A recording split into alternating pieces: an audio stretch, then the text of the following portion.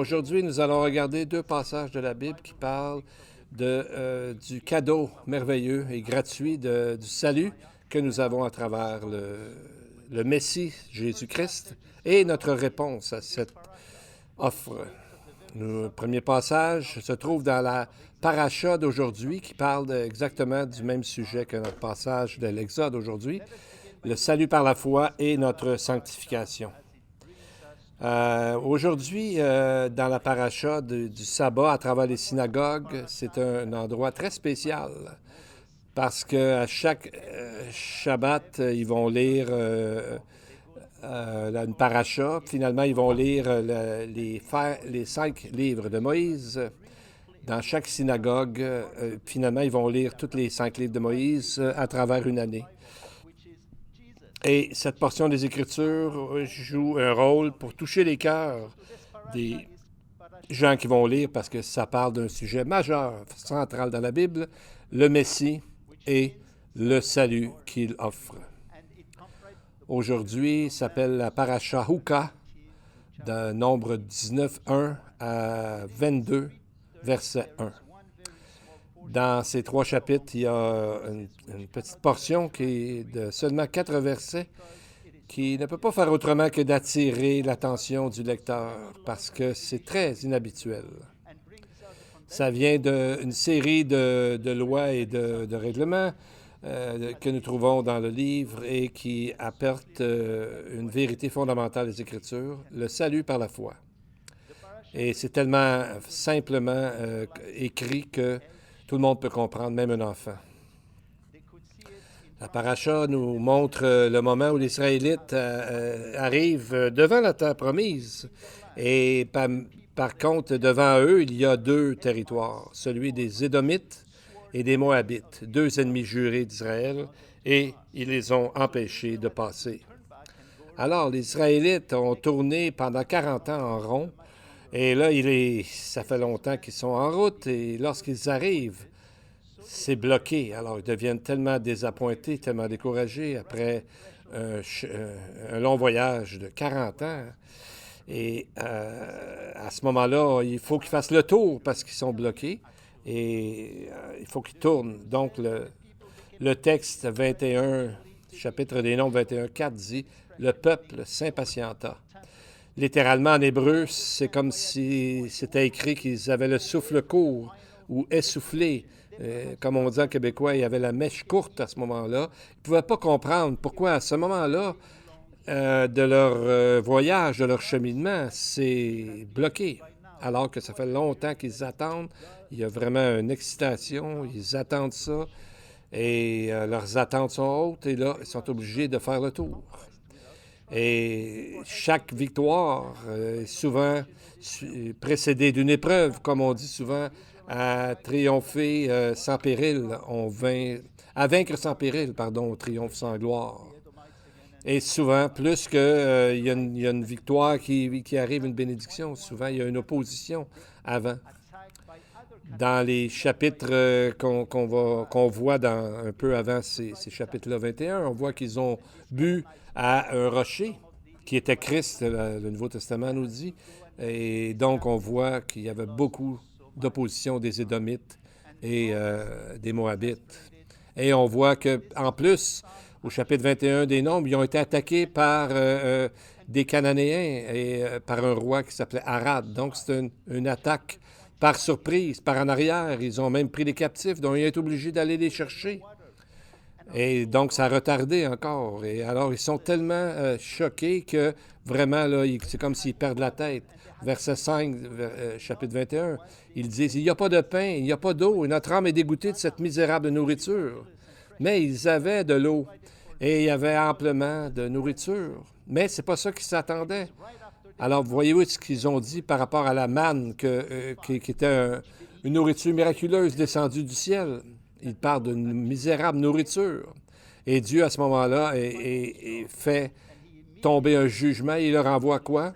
Des serpents brûlants. C'est comme ça que Dieu leur a répondu à leur méchanceté par rapport à non-reconnaissance de ce qu'il avait fait. Et au verset 6, c'est écrit, « L'Éternel envoya sur le peuple des serpents brûlants qui mordaient le peuple, tellement qu'il mourut un grand nombre des gens d'Israël. Ces serpents ont créé une panique dans le camp des Israélites. Toutefois, le jugement a fait que ça a créé un miracle, quelque chose de miraculeux pour les gens qui ont obéi à Moïse et ont obéi à Dieu. Et voyez, ce qui est arrivé, c'est que Dieu les a bénis comme il ne les avait pas encore bénis de cette façon-là avant. Regardez ce qu'ils ont dit, verset 7. Alors le peuple vint vers Moïse et dit, « Nous avons péché car nous avons parlé contre l'Éternel et contre toi.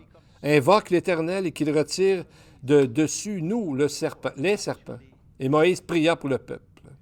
Et c'est après cette confession que le texte devient quand même surprenant et étonnant.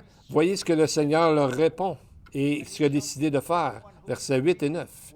L'Éternel dit à Moïse, « Fais-toi un serpent brûlant, mets-le sur une perche, et il arrivera que quiconque sera mordu et le regardera conservera la vie. » Moïse donc fit un serpent de bronze, ou d'airain si vous voulez, et le mit sur une perche. Il arrivait que quand un serpent avait mordu un homme, s'il regardait le serpent d'airain, de bronze, il conservait la vie.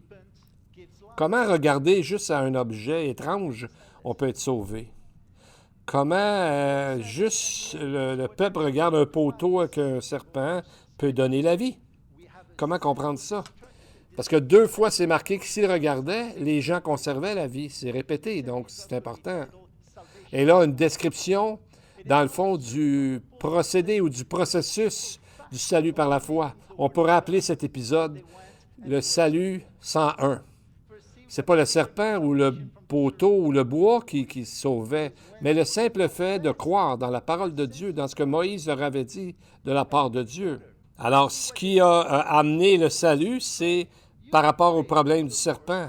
Et qu'est-ce qui les a délivrés? C'est lorsqu'ils ont confessé leur péché à Dieu.